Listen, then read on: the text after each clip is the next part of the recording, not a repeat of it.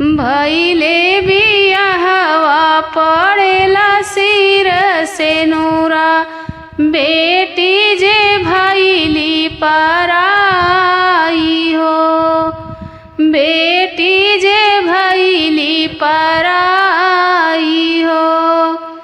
पापा के रोवले हो भीजेला अम्मा के अचरा के डोर हो, अम्मा के अचरा के डोर हो। भैया के रोवले हो भीजेला हो सूटवा, भाभी के लाली चुनार हो, भाभी के लाली चुनार हो।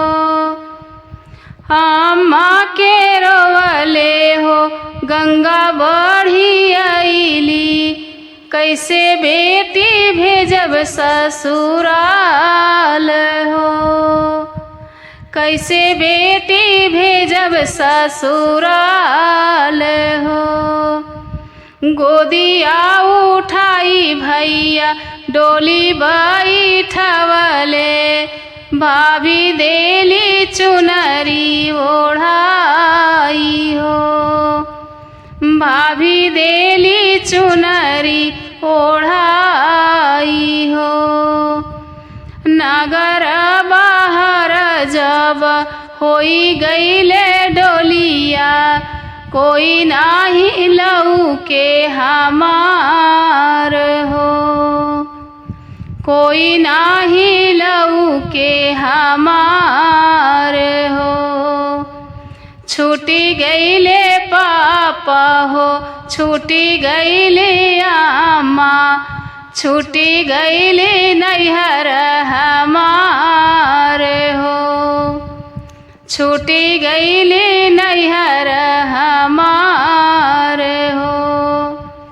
छूटी गईले भैया हो छूटी गईले भाभी, छूटी गईले सखियन के साथ हो, छूटी गईले सखियन के साथ हो। बेटी के रोवले हो फाटेला करेजवा, मुहावा से निकले न बोल हो, मुहावा से निकले न बोल हो। कैसन करम मोरा लिखले विधाता, बाबा भेजले दूसर दुआर हो। कैसन करम मोरा लिखले विधाता, बाबा भेजले दूसर दुआर हो, बाबा भेजले दूसर दुआर हो।